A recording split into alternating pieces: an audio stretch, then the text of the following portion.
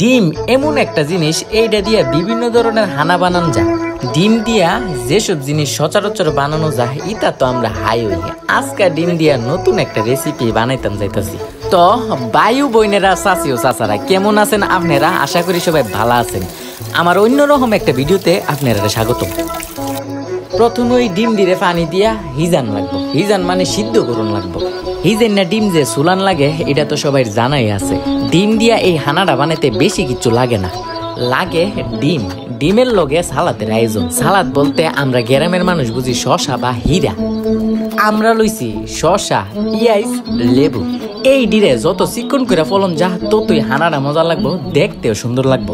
কিন্তু আমরা শরীরে বুতা দিকা তেমন চিকন করে ফলতাম পারছি না। যাই হোক, ফলাফলি হইল নিজের কাছে। ফলতে পারার ভিতরে যে দক্ষ বেশি হে ওই চিকন করে ফলতে পারবো। এহানো শরীর বা দাওয়ার দোষ দিয়া লাভ নাই। তো যেটা যেটা ফল্লা লইছি এই ডিরে মরিচ দিয়া বালা করে মাইকা লইতেব। কাঁচা মরিচ দিলেও মজা লাগবো, শুকনা মরিচ দিলে আরো বেশি ভালো। সালাতের সব আয়োজন মাহামাহি করার পরে লেম্বুর রস দিতেইব। আমরা গীতা করছি ম্যাগি মশলাও দিছি, এরপরে দিছি সস, পরে দিছি দোকানও জানে প্রাণ চাটনি, ফাস্টিকে তেঁতুলের আচারটি বেছে ইতা কয়েকটা। শেষে দিয়া কাসুন্দি পরিমাণ মতো দিছি। এই সবগুলা দিয়া আবার বালা করে মাইকা লইছি। পিঁয়াজ ফুল্লা হুটকি দিয়া মাইকা যে বর্তা বানা, শেষে দিয়া দেখলে এইরকমই মনে হইব। সব তৈরি হয়ে গেছে।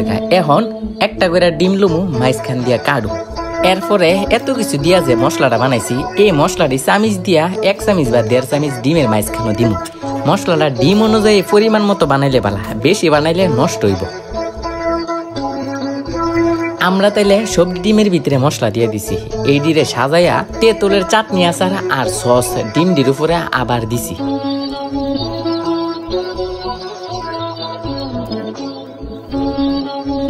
ডিম দিয়া আমরা হাউন একবারে প্রস্তুত।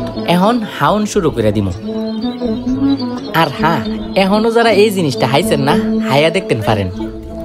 আজকে তাইলে ভিডিও এই পর্যন্তই। নতুন কোনো ভিডিওতে আপনারা লোকে দেখা হইব।